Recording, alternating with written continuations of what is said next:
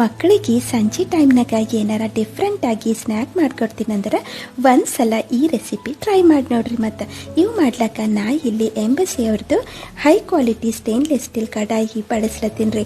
ಒಂದು ದೊಡ್ಡ ಬಟ್ಟಲು ನೀರು ಇದ್ರಾಗ ಹಾಕಿ ಉಪ್ಪು ಹಾಕಿ ಕುದಿಲತ್ತಂದ್ರೆ ಅದೇ ಬಟ್ಟಲಿಂದ ಒಂದು ಬಟ್ಟಲು ಮೀಡಿಯಮ್ ರವೆ ಹಾಕ್ಲತ್ತೀನಿ ರೀ. ಈಗ ಚಂದ ಮಿಕ್ಸ್ ಮಾಡಿ ಸಣ್ಣ ಉರಿದಾಗ ಒಂದು ಚಮಚ ತುಪ್ಪ ಹಾಕಿ ಕಲಸಿ ಸ್ವಲ್ಪ ಆರ್ಲಕ್ಕ ಬಿಡ್ತೀನಂತ್ರಿ. ಸ್ವಲ್ಪ ಆರನ ಒಂದು ಜರಡಿಗೆ ಎಣ್ಣೆ ಒರೆಸಿ ಹಿಂಗೆ ಗುಂಡು ಗುಂಡು ಗೋಲಿಗಳು ಮಾಡ್ಕೊತೀನಂತ್ರಿ.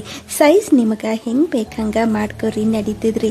ಮತ್ತು ಈಗ ನೋಡ್ರಿ ಅದೇ ಕಡಾಯಿದಾಗ ನೀರು ಹಾಕಿ ಈ ಗೋಲಿಗಳಿಗೆ ಒಂದು 5-6 ನಿಮಿಷ ಆವಿ ಮೇಲೆ ಕುದಿಸ್ತೀನಿ ರೀ. ಅಂದ್ರೇನ್ರಿ ಸ್ಟೀಮ್ ಮಾಡ್ಕೊತೀನಿ ರೀ.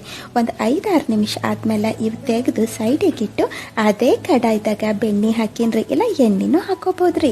ಈಗ ಇದ್ರಾಗ ಸಾಸಿವೆ, ಕರಿಗೆಳ್ಳು ಮತ್ತು ಚಿಲ್ಲಿ ಫ್ಲೇಕ್ಸು, ಮಿಕ್ಸ್ಡ್ ಹರ್ಬ್ಸು, ಹಾಗೆ ಆರಿಗ್ಯಾನೋ ಸೀಡ್ಸು ಹಾಕ್ಲತ್ತೀನಿ ರೀ. ಇವ್ಯಾವೂ ಇಲ್ಲಂದ್ರೆ ಒಂದಿಟ್ಟು ಪುಡಿ, ಖಾರ, ಗರಂ ಮಸಾಲೆ ಹಾಕ್ತಾರೂ ನಡೀತದ್ರಿ. ಸ್ವಲ್ಪ ಹುರಿದಾದ್ಮೇಲೆ ಈ ಬಾಲ್ಸ್ಗಳು ಹಾಕ್ತೀನಿ ರೀ.